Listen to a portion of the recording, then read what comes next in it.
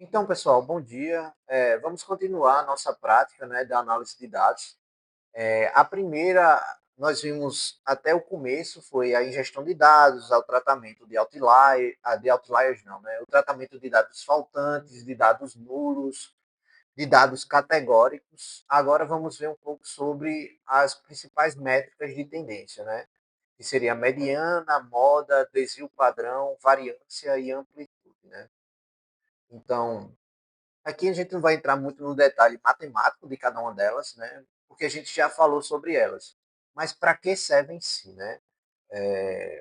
Esses tipos de métricas, eles são normalmente utilizados para os dados numéricos. Normalmente não, eles são utilizados apenas para os dados numéricos, né?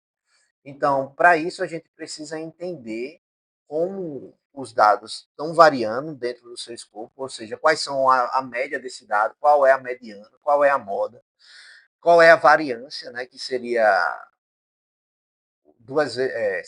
a raiz quadrada do desvio padrão, e amplitude, que seria qual é entre o valor máximo e o valor mínimo de cada um desses dados. Né? Então, eu vou executar aqui. Esse cálculo que é realizado aqui é o mesmo cálculo que é realizado lá quando a gente usa df.describe, que seria uma variação estatística, né? A gente pode utilizar isso aqui assim, ou pode usar o describe e também ter a mesma informação. É a mesma coisa, certo? Oi? Tá. Então seria só colocar aqui. Seria pegar nesse resumo, né? Não, o resumo já é isso aqui, né? O que a gente está pegando é esse DF limpo aqui, né? O dataset limpo. Poderia pegar o dataset limpo, ponto, describe, né? Opa, describe. E eu teria também, tá vendo? Ó, média, moda, sendo que aqui ele pega todas as colunas, né? Se eu quisesse utilizar só essas colunas aqui, que são as variáveis numéricas, bastaria colocar isso assim, né? Aqui,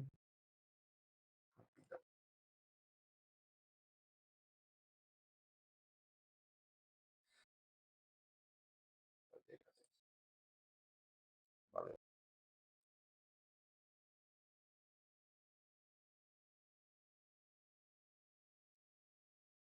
Tem que ser assim, tá vendo? Então, a mesma informação que eu tenho aqui, por exemplo, média, ele vai ter aqui mean, tá vendo? 900. Oi? Isso. Aqui está o nome em português, né? Média, desvio padrão, né? Moda, amplitude. Aqui eu acho que só não tem amplitude. A amplitude, ela mede o quanto a variável sai do seu valor mínimo, que seria a diferença, né? Então seria qual é o menor e o maior em módulo, né? Essa distância entre elas. Sim.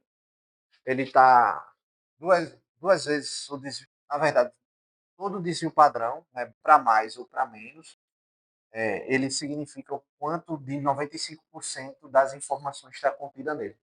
Só.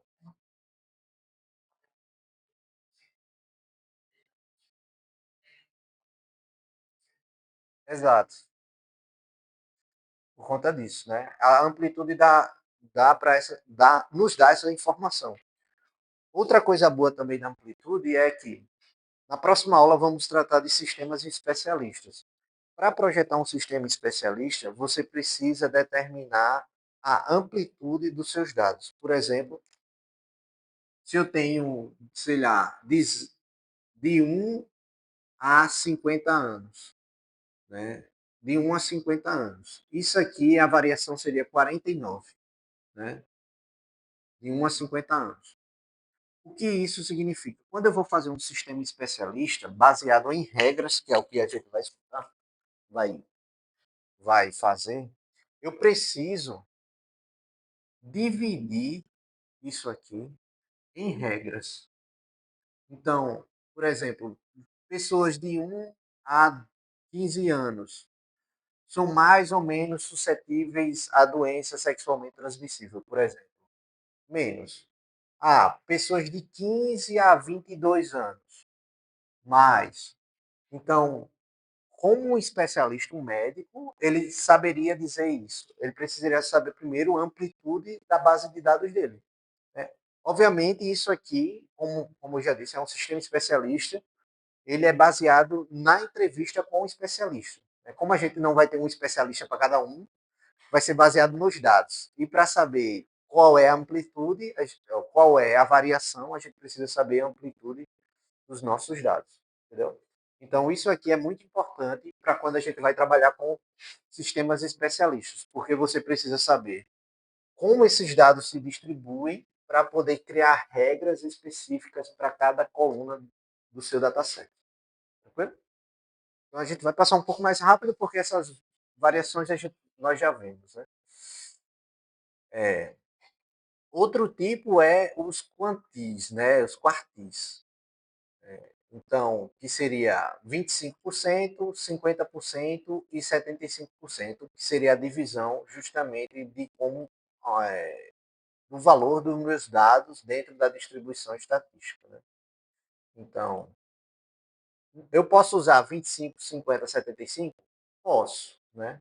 Mas também eu posso usar quantis personalizados, por exemplo, 5%, 10%, 90% e 95%. Deixa eu só pegar aqui uma figurinha para vocês verem. É.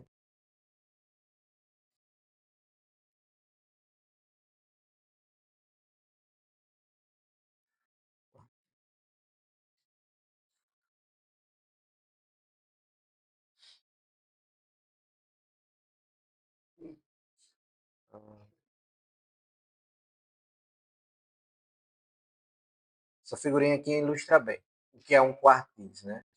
Então, por exemplo, eu tenho os meus dados aqui, a distribuição dos meus dados, tá vendo? Começa em 24, vai até 43. Então, eu vou ter o primeiro quantis, seria os primeiros 25%. O segundo quantis seria dos 25 até os 50%. O terceiro quantis seria dos de 0 até 75%. E o quarto quartis seria até 100% dos meus dados.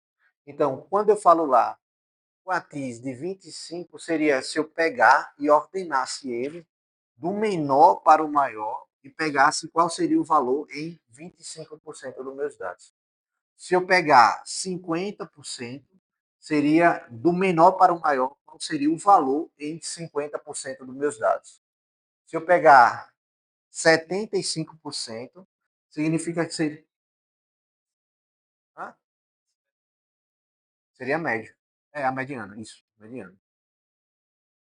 Boa, isso aí, mediana. Seria a mediana, né? Por quê? Para calcular quantis, eu preciso necessariamente ordenar meus dados. Certo? Então, com isso, você consegue saber como, né, e como esses dados estão distribuídos. E deve ficar claro o seguinte: não significa que eu preciso adotar sempre 25, 75, 50. Eu posso ter um quantis personalizado, né? Posso ser 10%, 20%, né?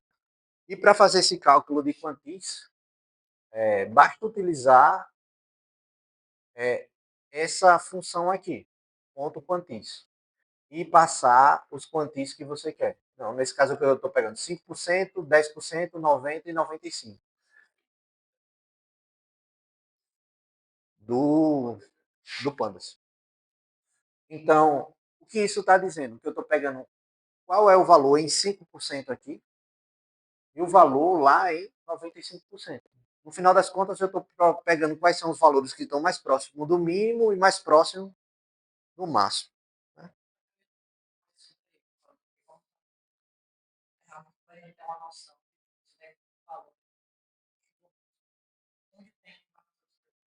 Não onde tem a maior concentração de valores, mas qual é o valor dessa concentração. Tipo, em 5, um dá. Exatamente. Qual o valor que, se eu considerar 5% até 5%, então significa que todos os números de 5% até 0% possuem valores. Exatamente.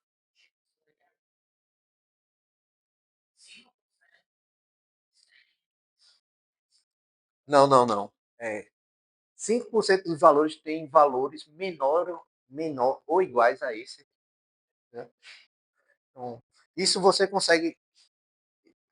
E é uma consequência você deduzir o que você disse antes. Por quê? Se à medida com que aumenta, esse valor aqui não aumenta tanto, por exemplo, se eu colocasse aqui 10% e eu pedaço aqui 900 ou 884, significa que eu tenho uma concentração de valor. Então, indiretamente você consegue deduzir esse tipo de coisa. Vocês entenderam essa questão dele?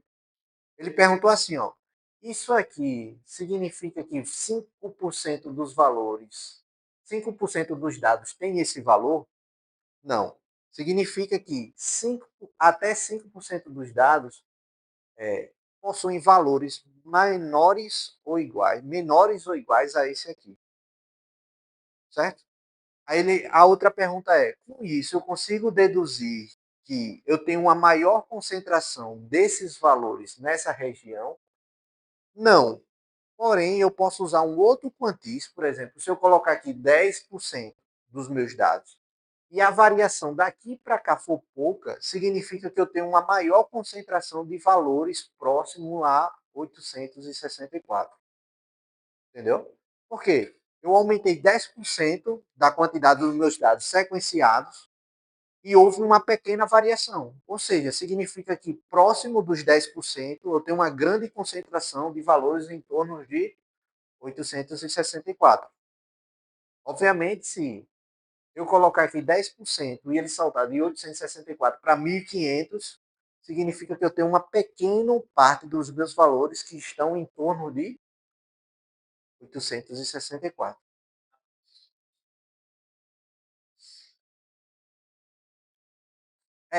Para fazer isso aqui, ele ordena. Ele, antes de fazer isso aqui, ele antes ordena. Né? Ele antes ordena. Por isso que a gente já ordena. Por isso que a gente está sempre tentando trazer as variáveis com a característica da biblioteca, porque ele já faz isso automaticamente. Né? Então, se você fosse fazer isso na mão, né, hardcode, você teria primeiro ordenar e depois buscar, né? Enfim, tranquilo? Então vamos andar mais um pouquinho. É, daí eu tenho dois tipos de variáveis, né? A variável discreta versus a variável contínua. Né? Então, uma variável discreta, vocês sabem a diferença de uma variável discreta e contínua? Sim, não, mais ou menos.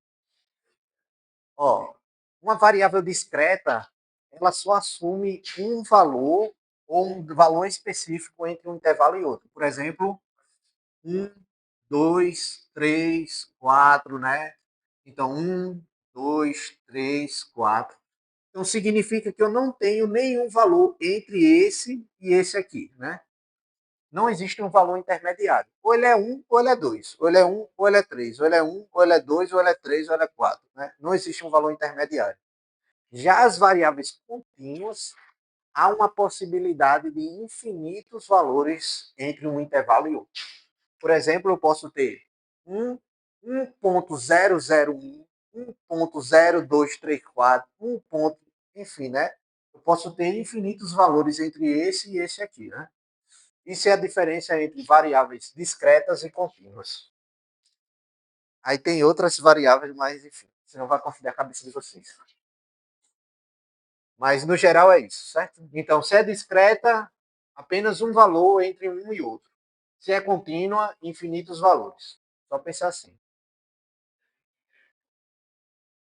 Exato.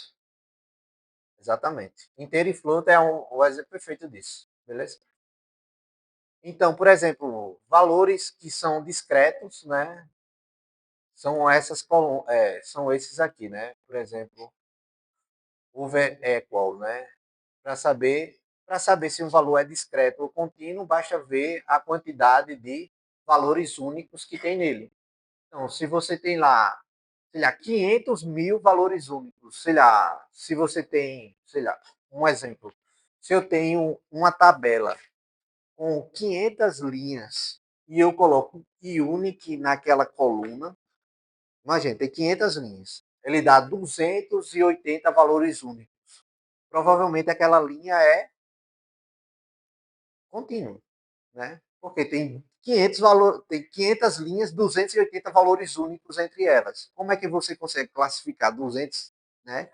É mais de 60% da quantidade de valores únicos. Porém, se eu entrar numa coluna e ao invés de ter, eu tenho 500 linhas naquela coluna e eu coloco o unique, tem lá 12, 14, 20. Então significa que há muito poucos valores únicos. Então, há uma grande chance daquela variável ser discreto. Discreto, né? Se tem muitas variações, contínuo. Poucas variações, discretas. Como a gente sabe disso? Utilizando ponto e unique, que ele busca valores únicos dentro daquela coluna. Beleza? Verificando linha a linha. Isso é bem importante. Então, vamos descendo mais um pouquinho. O próximo módulo é a questão dos outliers, né? O que são esses outliers, né? Para fazer isso, a gente pode utilizar algo chamado boxplot. Vocês já ouviram falar dessa distribuição boxplot? Ó, como funciona um boxplot, né? Isso aqui é o desvio padrão, certo? Então, aqui é a média, certo? Média, a mediana, na verdade. E aqui são os desvios padrões, né? Normalmente o que acontece? Eu posso ter o primeiro quantis aqui, o segundo aqui, que seria 25%, também pode ser interpretado assim. Porém, todas essas bolinhas que estão aqui são consideradas outliers. Ou seja, ele calcula média e desvio padrão, e tudo que está fora da média, fora de a média mais duas vezes o desvio padrão, ele considera como sendo outlier. Por isso que fica isso aqui, ó. Esses pontinhos aqui significa que são pontos que estão totalmente fora da distribuição estatística. E precisam ser o quê? Eliminados. Né? Deixa eu só pegar aqui uma figurinha interessante sobre o boxplot para vocês verem. Oi? Uhum. Sim. Eu acho que na próxima linha vai ter alguma coisa desse.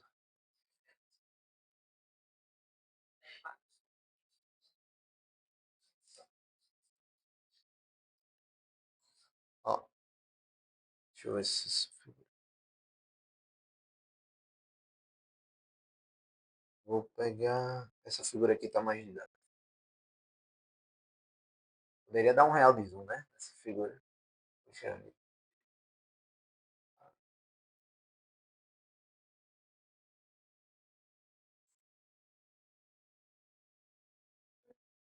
ver se. Tá, ó. Deixa eu ver. Tá vendo? Ó, lá no boxplot, aquela linha lá do meio é chamada de mediana, que seria o Q2, né? A de baixo, inferior, lá tá assim, né? Está rotacionada 90 graus no sentido horário. Então, aqui é o limite inferior, o primeiro quantis, a mediana, que é o segundo quantis, e o terceiro quantis, e o limite superior, que é duas vezes o desvio padrão, para cá e para cá, tá bom? Então, tudo que está fora aqui desses limites são considerados outliers, né? Se a gente fosse ver isso na forma de distribuição estatística, o que teríamos é a distribuição aqui, né? E esses valores que estão aqui, aqui, ó, e aqui, seriam justamente essas bolinhas aqui, ó. Certo? Tranquilo? Então, o box plot serve para isso.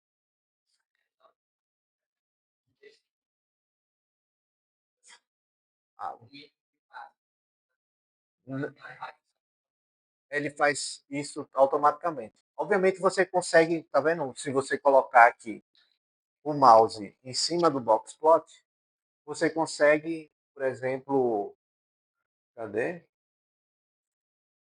Só,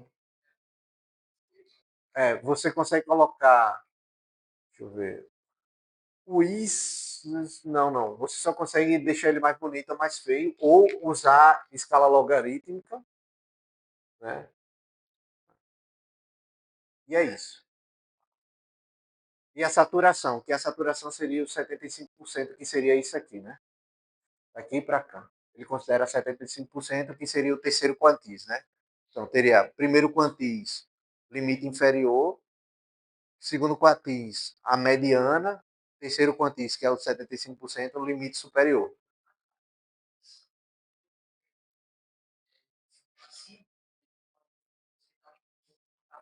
Exatamente, ele remove tanto para baixo quanto para cima, né? Então, aham, tá vendo? Qualquer coisa, nesse caso aqui, ó, como é área, só vai ter valor positivo, né? Então a gente só consegue enxergar aqui, tem muitos valores aqui, sei lá, esse aqui, ó, 5.000 pés, uma área enorme, né? Quase o tamanho de uma cidade, isso aí. Então, com certeza esses valores aqui são errados, né?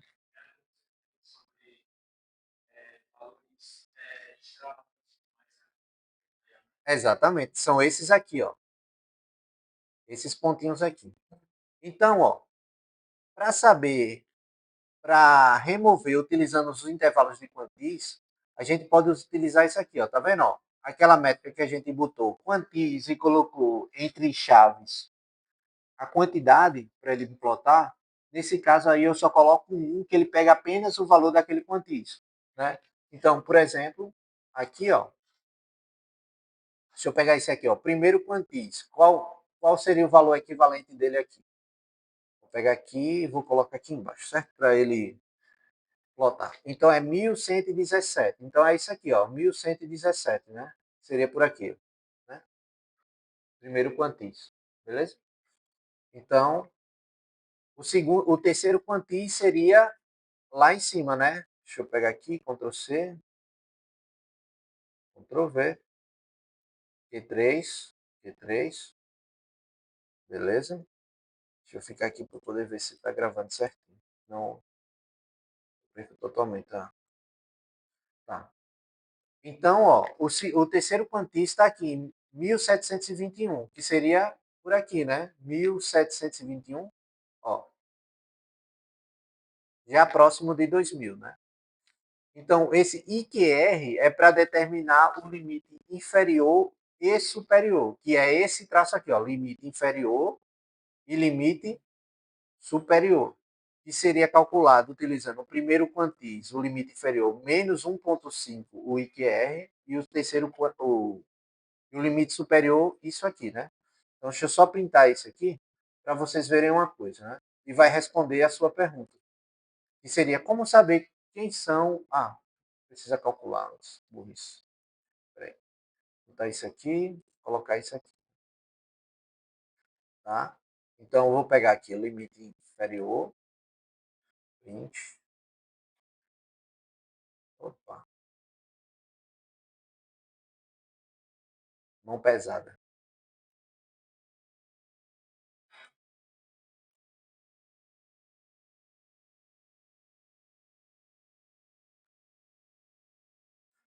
Obrigado, autocomplete.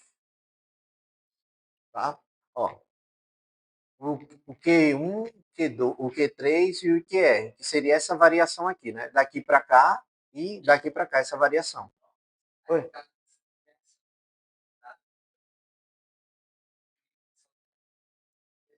Só tem na do azul.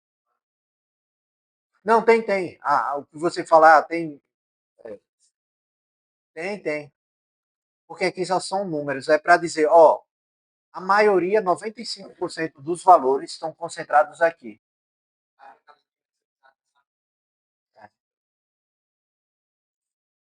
Na verdade, tudo entre o limite superior e inferior, todos aqui, todos os dados. Porém, aqui os dados eles são mais escassos, tem poucos. Eu quero dizer assim, ó, eu poderia descartar daqui para cá e daqui para cá que eu ia perder apenas 5% da informação.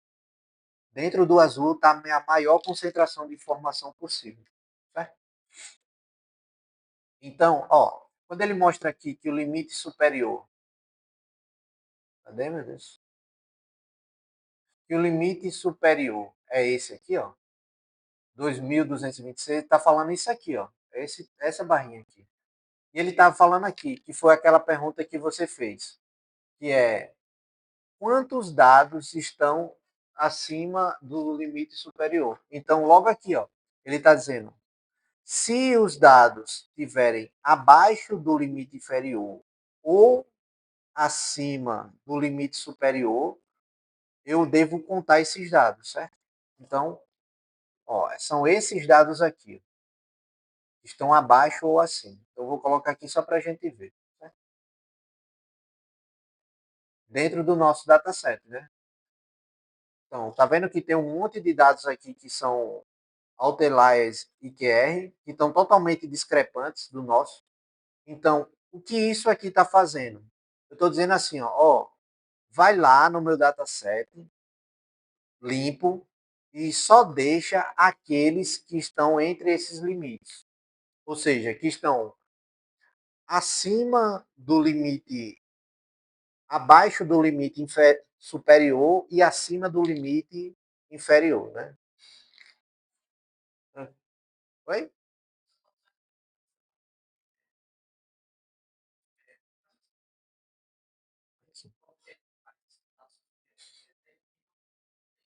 Tá. Pra, sim, ele tem esse índice chamado IQR, que é a variação de entre Q1 e Q2 e Q3, que seria essa variação aqui, ó, entre Q1 e Q3, que é isso aqui. Aí ele pega isso aqui e faz uma vezes e meio isso aqui, seria isso mais metade dele, né? E isso aqui vezes uma vez e meio isso aqui, que seria ele mais metade dele. Entendeu? Ele pega isso, aí faz aqui e metade dele. Isso, ele e metade dele. É, sim. Aí usa isso como sendo limite inferior e superior, que são justamente essas duas barras aqui. Tranquilo? O que eu estou dizendo agora nesse cálculo é, olha, só considera tudo que for acima do limite inferior e abaixo do limite superior, que é o questionamento que ele fez. Que é, tem valor aqui no meio? Tem, mas a quantidade dele é insignificante nessas regiões aqui. Né? A maioria dele está concentrado aqui no meio. Exatamente. Isso que a gente fez, dizer, ó, desconsidera esses para lá e esses para cá. A gente já está jogando os outros lá fora. Exato. Por exemplo, se eu quisesse ver lá só os outliers, né, desse aqui, cadê? Volta, volta. Seria isso aqui, ó. Deixa eu pegar limite superior, que é o que tem mais lá, né? Que só tem valor positivo.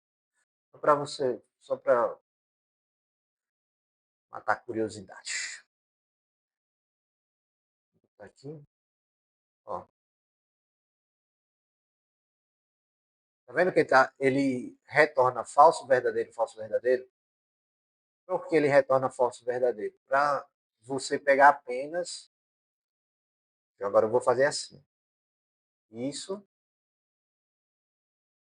Ctrl C, e vou pegar isso e vou colocar aqui dentro.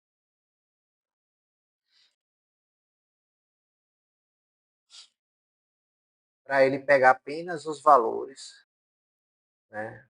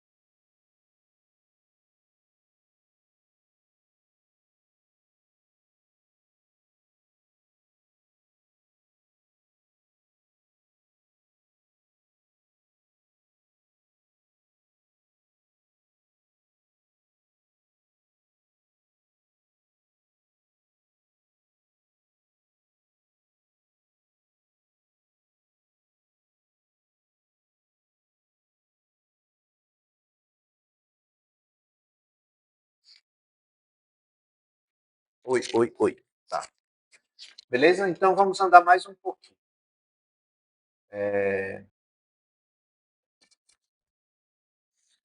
Vamos descer aqui mais um pouquinho. A gente já está quase chegando no final. Na verdade, na metade. Depois tem um método chamado. Aqui a gente usou o método de limpeza de outliers usando o IQR Score, que é esse índice de quartis. Porém, existem outros métodos para fazer essa limpeza, né? Não necessariamente você precisa aplicar eles. Um deles é esse Z-Score aqui, certo? Então, eu vou pegar aqui o dataset limpo e vou criar isso aqui, né? Então, como funciona o Z-Score? Deixa eu pegar aqui só uma figurinha também para vocês verem. Score. Era para eu ter colocado essa figurinha na apresentação.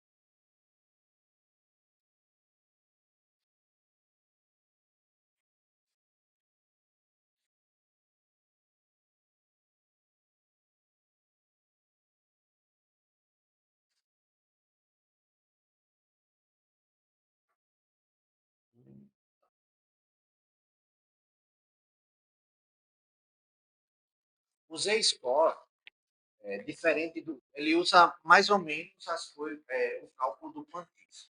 Porém, ao invés de ele usar um box plot para fazer primeiro quantis, ele utiliza. Eu botei a média, antes usava a média, ordenava e ele ficava mais.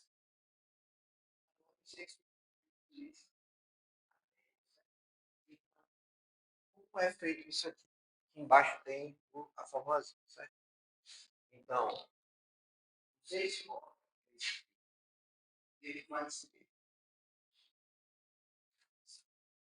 x menos z é igual a x e cresce sim. Essa. E o que isso quer dizer? Né? O z é x menos mi, ou seja, para saber esse escola, eu vou utilizar x. X é o valor da entrada. I, I é já, já I,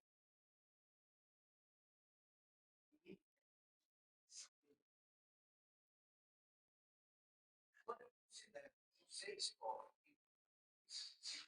eu pego duas vezes o então, qual é duas vezes qual é o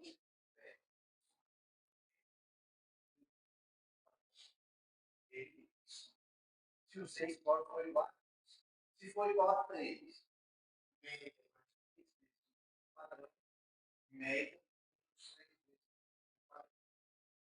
se tiver menos mais o outro, mais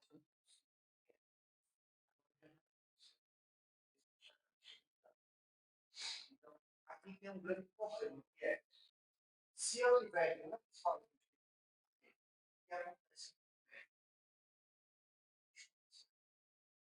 média mais, então, é sempre bom não só usar esses termos, possa ser quando pegar, ele entra no só essa originalmente ela está assim. Se ela tiver muitos valores, já distorcida a fala. Então, se eu for colocar aqui,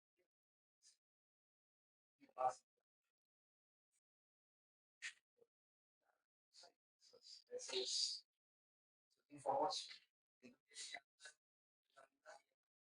Exatamente, ela conseguia concentrar. Mas a gente tem como adivinhar? Não, a gente precisa testar, né? Vai, bota uma, testa, coloca a outra e testa também. Beleza? Oi.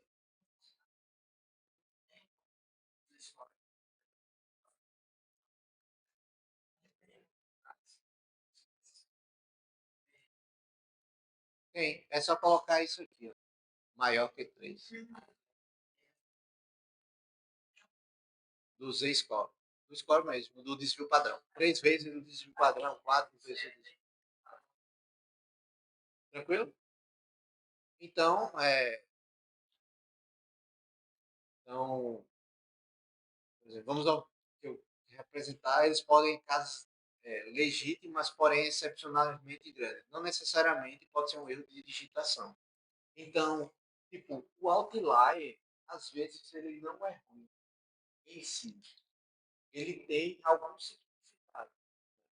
Por exemplo, em uma linha elétrica, um outlier, ele pode significar que há algum problema naquela linha. Então, se você excluir o outlier logo de cara, sem entender direito o problema que você está investigando, você pode estar descaracterizando o problema, descaracterizando totalmente os dados. Então, eu preciso identificar alunos, sei lá, que tem superdotação na universidade. Ah, eu faço lá minha distribuição e vejo que 98% dos alunos estão ali na média 7,5, 8. E apenas 2% dos alunos tiram 10 em todas as disciplinas. Aqueles dois alunos são outliers? São, mas eles têm um significado. Significa que eles são alunos extraordinários, excepcionais, que precisam de algum tipo de atenção. Então, excluir nem sempre é o caminho, entendeu? Então, fica essa reflexão aí para vocês. Então, nesse caso aqui, a gente precisa prestar atenção sempre no problema que nós estamos resolvendo, né? Então, uma vez que a gente fez a limpeza desse dataset, né? Aqui agora eu vou fazer, né, a utilizar os limites inferiores e superiores. Tá vendo que eu estou colocando aqui clipping, lower and, and upper, para dizer que nesse caso aqui, nesse dataset cap, que seria o dataset, tradução feia, né? Dataset capado, né? Tipo, mas o dataset ali poldado, digamos assim, seria a cópia do meu dataset limpo, levando em consideração esses limites inferiores e superiores que nós achamos, né? Então, agora, eu esqueci o nome dela. O nome dela. Sim, Mariana. Isso. É. Então, Mariana, agora a gente pode fazer salvar o nosso dataset, certo? Então, como a gente faz para salvar esse dataset? Só para fazer um exemplo, né? Eu vou pegar aqui o dataset limpo, aqui em cima. Vou fazer assim, to CSV. Tá vendo que ele já aparece aqui, ó?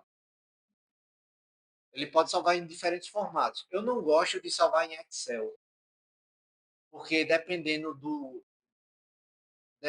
de como o dataset está distribuído, o símbolo de separação dele, ele pode desformatar tudo. Certo? Por exemplo, em alguns está vírgula, outros está ponto e vírgula, outros está só espaço. Então, quando você salva em CSV, você garante que seu dataset está salvo da maneira correta como original, né? Então, se eu colocar aqui, ó, dataset dados imóveis limpo.csv e os índices igual a falso, por que eu coloco o índice igual a falso? Para que ele não crie uma coluna esquerda com o nome index. Certo? Porque quando você carrega, ele já cria outra index. Aí fica um loop de index, index, index, certo? Então não é legal colocar. Oi?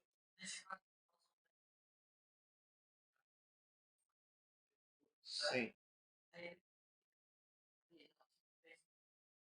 Ah, tá vendo? Ok. Então, se a gente tivesse fazendo o mesmo projeto, eu ia ter um arquivo que ia gerar esse aí. Aí eu tenho outro arquivo para fazer a capagem dele. Ia carregar esse limpo e ia fazer o processamento e salvar no final. Aí eu ia ter outro arquivo que carregava esse, fazia e gerava outro. Então você ia ter um encadeamento de arquivos, com isso você mantém um histórico do processamento dos seus dados. Tranquilo? Oi?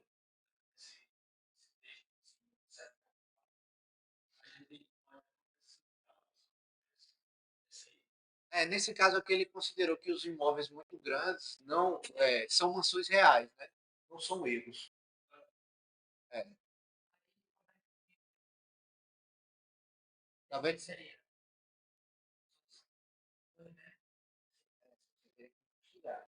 Por exemplo, estou fazendo lá esse agora. Esse exemplo que eu dei dos alunos. Pô, você ia lá na coordenação, viu os exemplos. Vocês têm algum laudo desses alunos que caracteriza ele com alguma divergência? Você diz, realmente é possível, dentro desses pontos de alunos, que de fato esses alunos aí possuem alguma divergência neurológica que faz eles terem esse desempenho extraordinário. Então, é um trabalho de fato investigativo, né? Não é só os dados.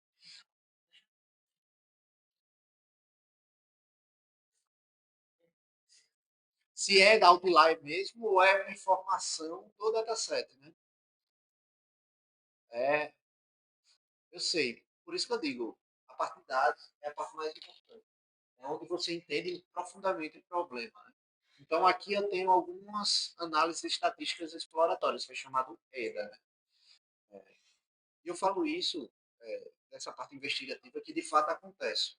Eu tive a experiência de desenvolver um projeto, eu passei 15 dias, eu estava desenvolvendo um projeto para uma fábrica, para desenvolver um gênio digital em uma fábrica. Precisamente de um forno de gás, que é o tamanho desse prédio aqui. Então, eu tive que passar 15 dias trabalhando com o operador do forno, para entender como ele usava aquelas variáveis, o que influenciava a decisão dele. Então, passei 15 dias, vários turnos diferentes, diferentes operadores trabalhando naquele forno, para que eu pudesse entender completamente o que os dados poderiam me dizer. E era com um caderninho mesmo, assim, tipo, ele mudou. Se ele fosse fazer qualquer coisa no processo, eu perguntava, por que você está fazendo isso? Porque a água que vem essa hora da noite, ela está mais quente. Eu disse, poxa, a água dessa noite está mais quente, então ele precisa desviar de um outro lugar para poder esfriar a água. Então, não era só essas variáveis que eu estava analisando, existiam outras variáveis que eu não estava enxergando, que influenciavam no processo, e com análise só dos dados eu não conseguia enxergar. É, de fato, é um trabalho investigativo, né? No final das contas é isso. Aqui aí já entra algumas mais dados estatísticos, né? Resumos estatísticos. E aqui ele aparece mais duas novas medidas, que é assimetria, que é o screening, e o kurtose. Alguém já ouviu falar dessas? Pronto.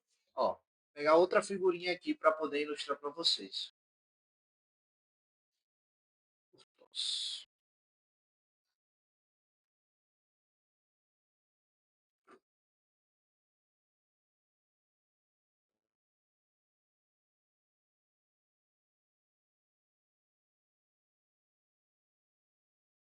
Deixa eu ver. Essa aqui. Opa, não, quero aqui não. Só a figurinha. Ó, o screening e o kurtose, ela mede o grau de assimetria da minha distribuição. Então, se eu tenho isso, que a minha distribuição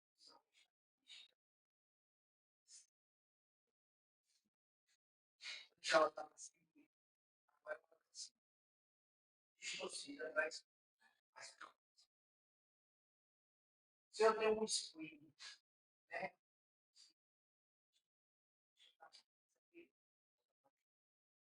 ela sempre tem essa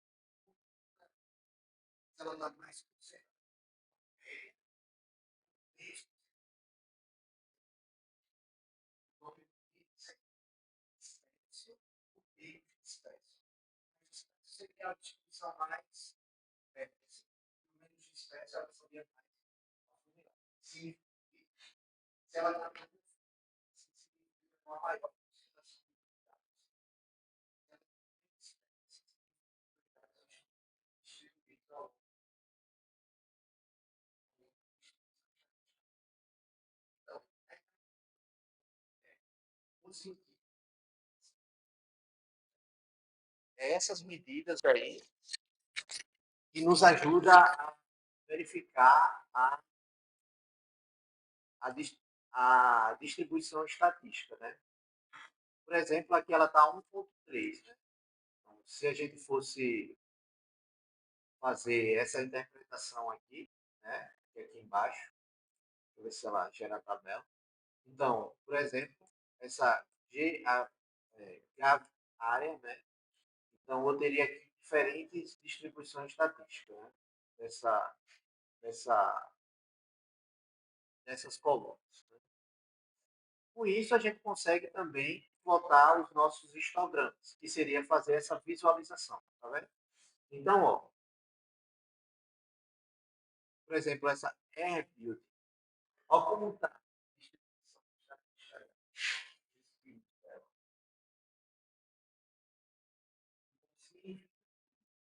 Próximo dos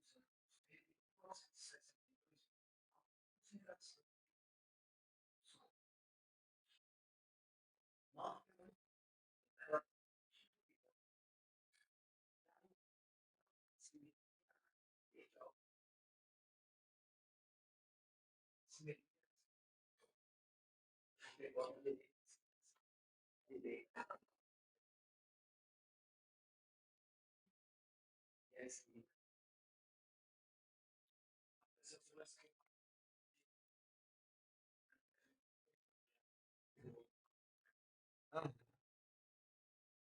ó,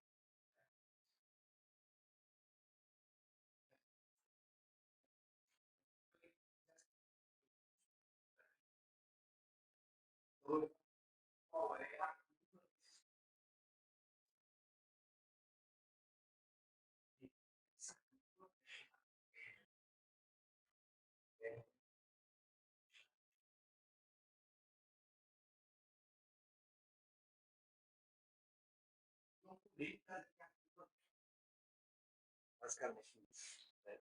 Ou seja, aqui são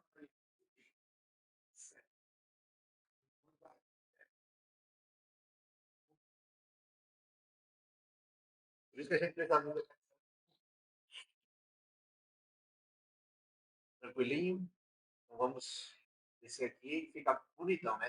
Essas figurinhas. Tá vendo? Aqui é a interpretação lá de cima. E aqui outra curva que seria questão da probabilidade. Então, basicamente, as probabilidades é ver qual, se aquele imóvel tem um ar-condicionado, seja tanto por cento, 20%. Né? Então, basicamente, é o que vocês já viram lá, o ensino fundamental, né? Que é pegar que você quer, a característica que você quer, e dividir pelo total, né? Ou seja, eu quero saber as casas que têm ar-condicionado, então, casas pelo total. Não tem nenhum segredo nisso.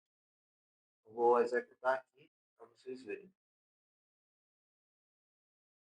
Vai chegar mais à frente que eu vou mostrar algo chamado probabilidade condicional. Vocês lembram isso aqui? Probabilidade condicional. Probabilidade condicional. Se o imóvel, se vai dar,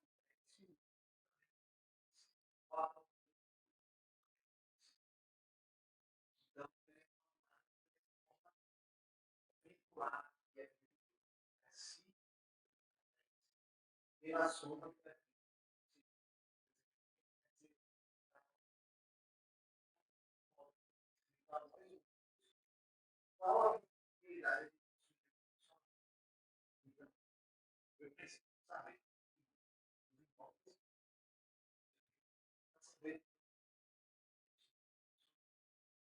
então, sempre pode ser usado para terceiro ano, o quarto período, está empregado e sua disciplina já existe iniciada. Mas essa é estatística. Mas isso serve para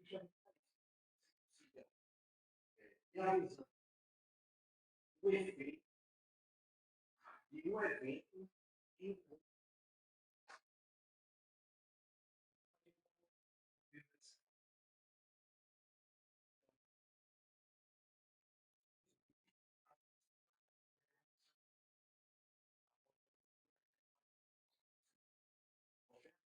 a desgraçada. Ou seja, sem a condição. Uma condição. Alô? É. Já dois eventos independentes significa que um evento depende do outro. Né? Ou seja, enquanto aquele eu queria investigar se poderia acontecer o outro, tá? Nesse caso agora eu quero saber se um evento acontece e o outro também acontece ao mesmo tempo. Né? E a formulazinha é essa, que é a probabilidade de A vezes a probabilidade de B. Essa probabilidade é chamada de probabilidade marginal. Eu não executei essa parte de cima. Essa é a probabilidade conjunta, né? Que é possui ar-condicionado e foi construída após. Agora sim. Então, é, os eventos não parecem independentes.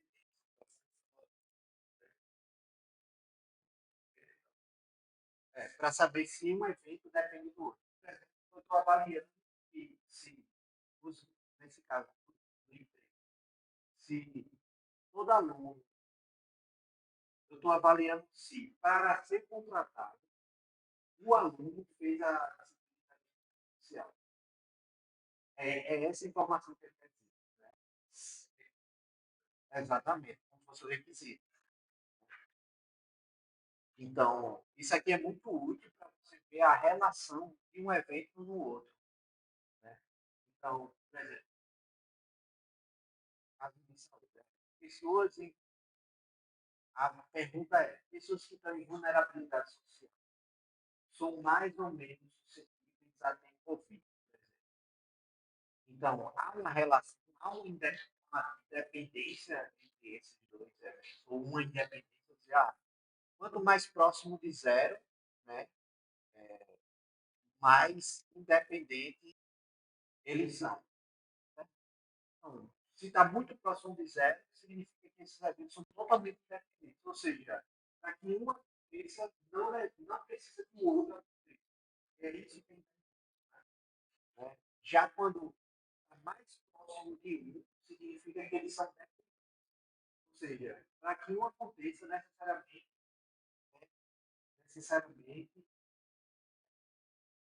necessariamente é necessário que o outro também aconteça também. Né? E já uma coisa chamada probabilidade conjunta, né? Que seria justamente medir isso com probabilidade. Então, poderíamos marcar uma tabela. Então, você pode dizer se até 1950 tem ou não tem ar-condicionado, sim ou não. Né? Até 50, entre 51 e 98, sim ou não. Né? Então, eu consigo fazer, né, essa probabilidade e é usando essa fórmula aqui, ó, nós cabe, né? Então, eu estou pegando esse intervalo aqui, época de construção e rede central de ar-condicionado. Então, basicamente, aqui para baixo é a conversão daquilo, né? Estou convertendo em tabelas e estou printando. Né? Então, 22% até 950, 35%, né? Qual a probabilidade dessas construções? Então, a probabilidade marginal por ter ar-condicionado é 93% de ter ar-condicionado. Então, até esse ano, 22%. Note que isso aqui é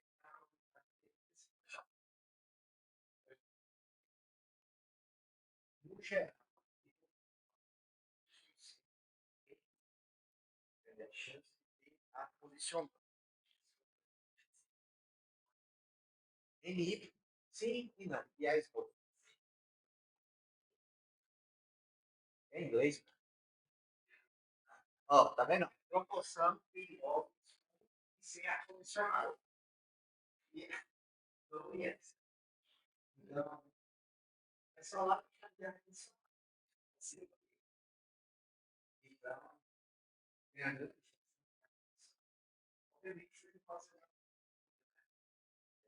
escolarizado. E daí, se você ganhou,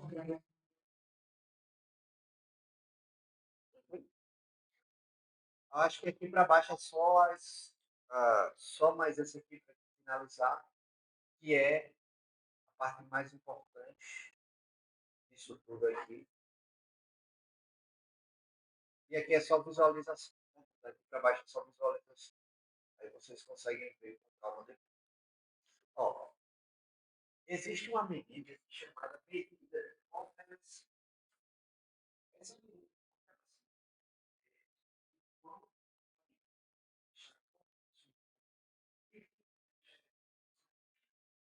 pensa assim,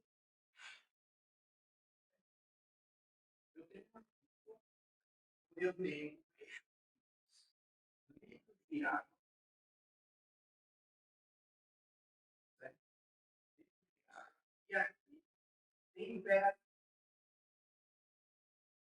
Você acha que assim, não existe algo com relação a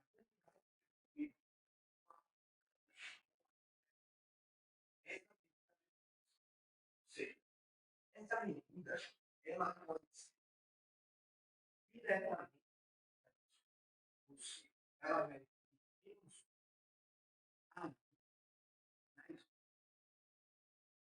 e uma variável indeterminada significa que ela é positiva. Enquanto uma aumenta,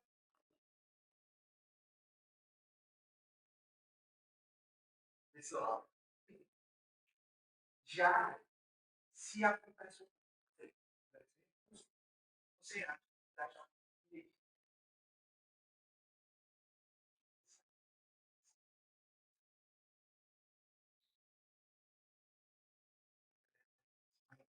enfim, já se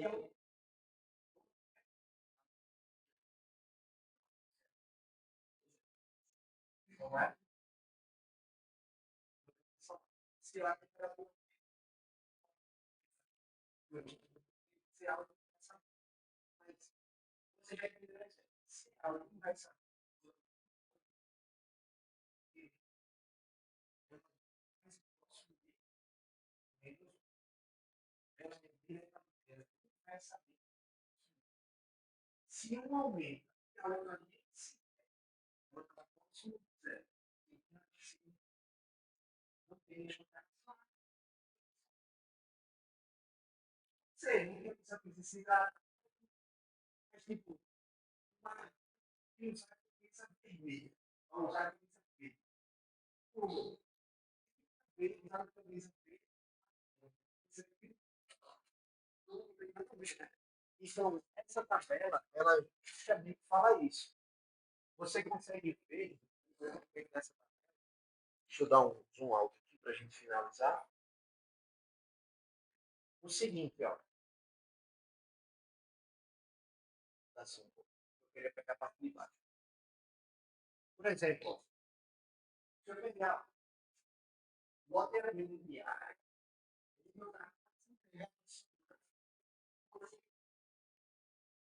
ele tem a ver com habilidade,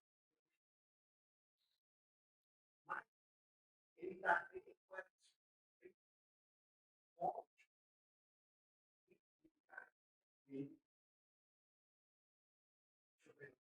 eu ver, ele está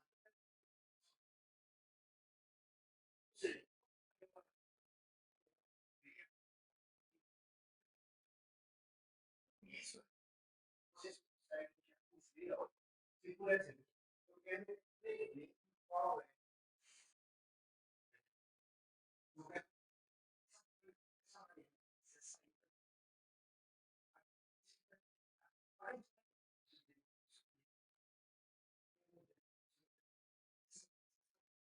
isso é mais legal.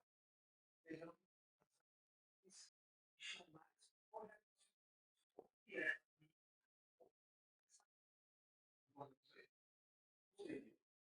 essa variável, ela, essa, essa, essa,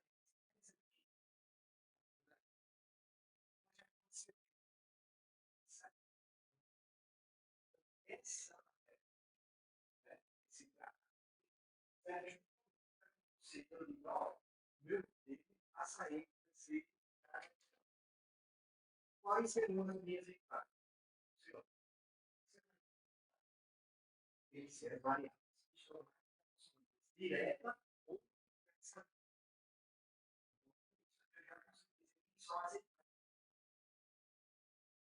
como eu só faço isso aqui, porque os dados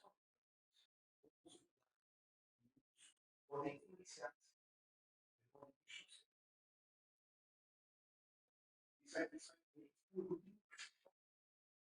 Essa aqui é chamada correlação de espírito. Né? Essa, oh, desculpa, porque lá de peça. Nessa aqui,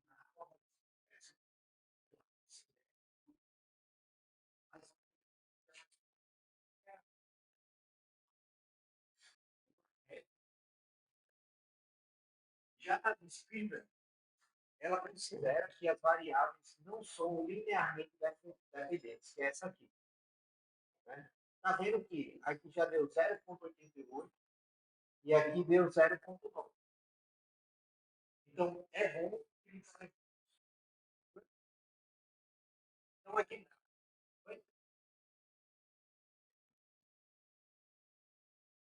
se elas forem diretamente. Se elas não bem próximas, 0,98, 0,99, não vai dar 1. Às vezes dá 1 porque na reta mas se você aqui para baixo são os histogramas, mais visualização de dados, o que a gente fez para cima, tá vendo? Os box plots, as variáveis, como elas estão distribuídas, né? É mais gráficos mesmo, para vocês terem como, posso dizer, um portfólio de vocês, assim, de gráficos. Mas a parte mais importante é aquela lá. Essa aqui, esse gráfico aqui, só para esse gráfico aqui chamado de vertical, é a correlação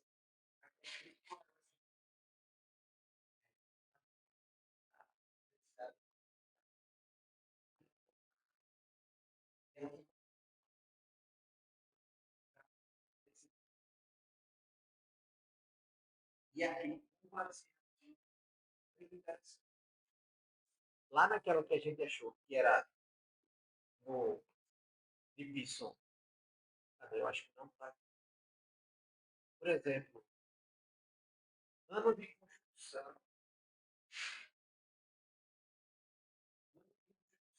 e área de quando elas são.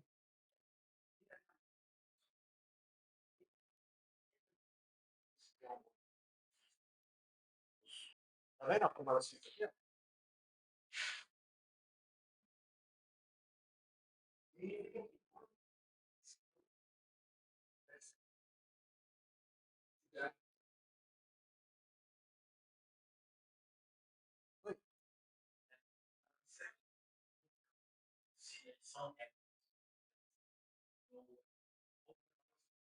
sim, mas significa modificação.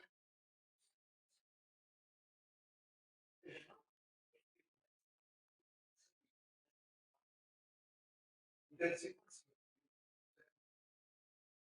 porque não há nenhum.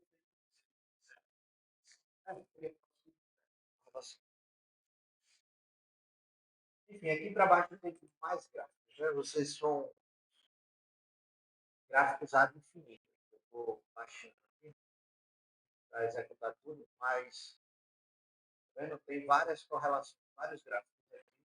Eu pedi para vocês olharem com mais calma depois, porque senão não vai dar tempo, porque é muita coisa. Mas basicamente nessa aula é tudo que vocês precisam saber sobre análise de dados. Essas 6 horas de aula que nós tivemos.